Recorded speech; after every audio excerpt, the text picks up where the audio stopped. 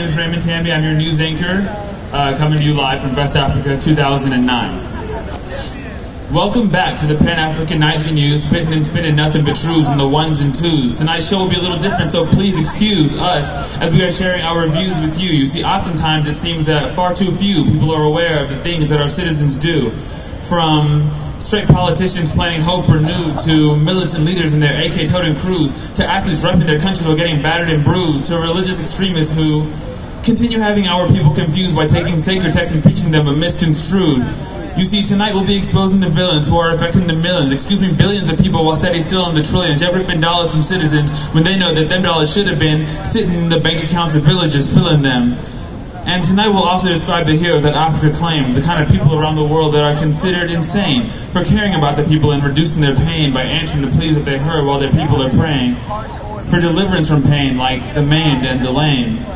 Like Doctors Without Borders that are battling strains of diseases raping our lands, our cities, our plains. And businesses who introduce cars, trains, and planes, transforming Africa to exciting complaint. And pacifists, literally and figuratively, unshackling chains from child soldiers and slaves, finally releasing their shame.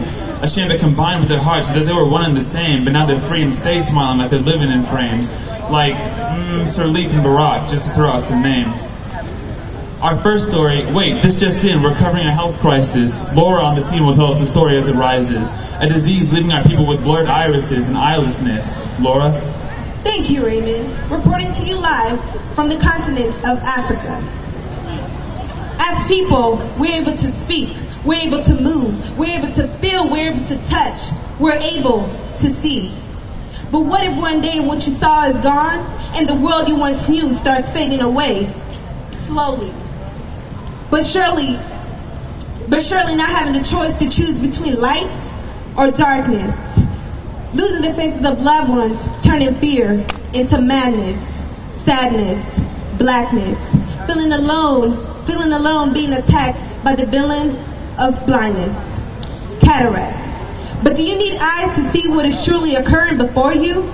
Did you have a clue that low-income statuses determine the blind destiny of 5 million Africans?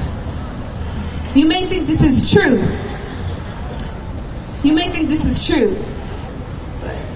I'm sorry, Laura, your feed's not coming in quite clearly to the station. I'm going to start over. I'm sorry, Raymond.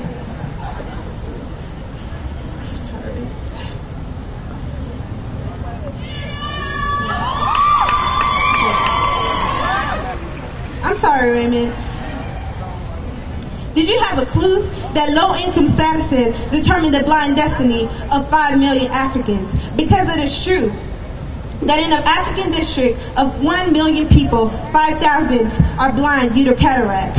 You think many but few are being helped by the government given aid from the government. You think many but few. And now, from a lost child to a loving mother, from a strong man to one after another, her story, she unfolds. Tell us, Madupe, how do you feel? You want me to tell you how I feel? How about you tell me how I feel? My African sister, tell me what you see. I see nothing. Exactly. I am blind, yet I can still see that the brown eyes I once inherited are now opaque and cloudy. I am blind, but I can still hear the mission trip nurses whisper in doubt, where will she receive continuous eye care? I am blind, yet I can still touch my baby's hand, hair, skin. Oh, how I miss her face so much. I am blind, but I can still question my future, my decisions, and my personal mission.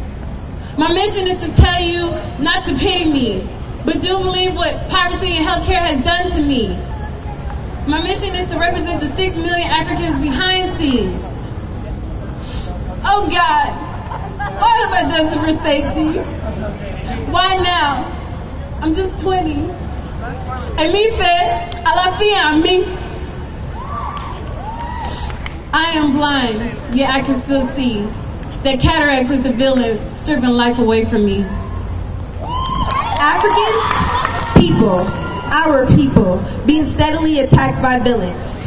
Back to you, Raymond. A tragic story. Thank you, Laura. And in entertainment, With the country on your back, your shoulders have got to be broad. They love hearing their spirits rise, along with the cheers and applause. Well, this story's about entertainers and athletes that are idolized like gods. Well, Danny's on the scene. Let's see what he saw. Well, that was a pretty transition, Ray. And now for my favorite part of the day. First up is sports, and that's nothing new. The man of the hour is Freddie Adu. He's amongst the youngest to ever grace the scene and become a part of a national sports team. His exploits and efforts will surely become a stunning model for those who are young. And speaking of passion for getting things done, we put the spotlight on Hakeem Olajuwon, a paragon of character, both serious and fun. Simply a legend in the NBA court, but in the African community, he's shown much support for his brothers and sisters, helping them achieve much more than they have ever dreamed. Another man that invokes reaction is that funny gentleman, Michael Blackson. Whether in soul playing or in repose, he knows the tonic to ill all woes. In heavy doses again and again, he proves that laughter is the best medicine. And lastly is a woman whom, for some time, has suited her mind with her beautiful rhymes. In the musical world, Erykah Badu may have resigned, but in the Africans, her inspiration will never decline. Well, that wraps it up, and I'm Danny J. Let's see what else is happening. Back to you, Ray. Well, I guess even athletes and entertainers can be heroes. Thanks, Danny. And in foreign news, we're talking about that devil of black gold whose theft of our oil encourages bulletin blood flow, disrupting farmers so they can no longer hit that hoe. I have a witness on set. Ms. Kawaniba, please tell us some more. When progress should rise, instead demise falls on the people of African villages. And we digress and digress until there's nothing left.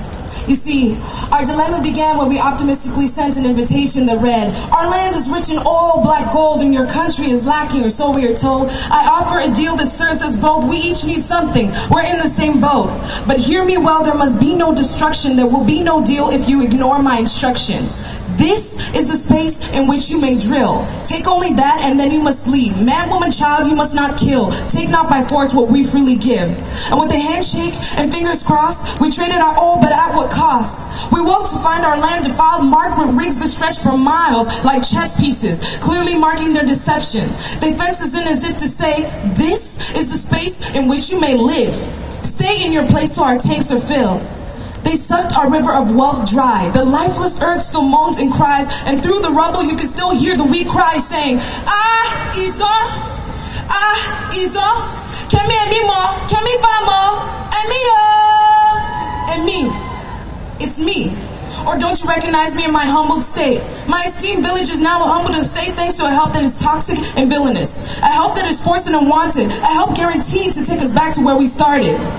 So the next time you think to yourself, those poor Africans, I should save them. Save it. Because we can do bad all by ourselves. I'm sorry for your losses, Ms. Kawanibo. Wait, another breaking news story is coming my way. Let's pass it off to Chuck, who's stuck in the fray, concerning the Somalian pirates. Let's hear what he has to say, and here's an interview with a child that's worth only 8 cents a day. That was a great introduction from our wonderful anchor. I'm coming live from a boat that's just thrown at its anchor, reporting on a Somali leader who uses his greed to anchor a crew of corrupt crooks that use planes or tanks or scenes of meeting beyond the seas, making a young girl walk the plank. Her mind's on the time before her family sank, so if you could give her a second, I'm sure she could be glad to thank you. Have to understand she comes from a land where the poor are neglected, man, and there's no room for the ORPHANs, needy marginalized, while the government's on a full pension plan. You can smell the stench of dissension, man, but the tension stands in the fact that in houses they're often packed and trapped like detention stands. Not to mention plans agreed trying to devour, but it's through you emancipists, philanthropists that we're empowered. But here's another perspective from one of those girls on TV that's been neglected by officials who are elected for rights to be protected. So listen to her as she tries to genuflect it. When the night falls and the sun turns off, I lay in bed thinking that I'm lost, trying to find my way through a raging sea of poverty and neglect. But what do you expect from me? I'm an orphan. And what do you care? Because I'm not your child.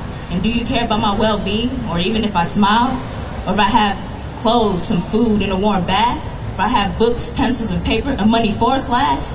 But see, I want to be somebody, shining like a star. Not a victim of rape, another casualty of war. But understand that I have so much pain. No one else shares my last name. And while you're there thinking, oh, what a shame. But I'm not the one to blame. I don't care because you're not my child. But that's true to an extent. But let's look at the facts. Let's dig a little deeper and take it way back. Now, if it's true that to raise a child it takes a village, and that we are a reflection of our Creator in terms of His image, then truth be told, you have an obligation to be a significant component to my emancipation, free to become a doctor, a lawyer, or even a good wife. Yes, you have a responsibility to provide for my life. We're a part of one community, one family, regardless of if you don't share your last name with me. And if we're of one village, then you in my life is a necessity. Turning a blind eye with indifference becomes an iniquity. In order to help me be the bright twinkling star shining down with a smile, understand that you have to care, because in reality, I am your child.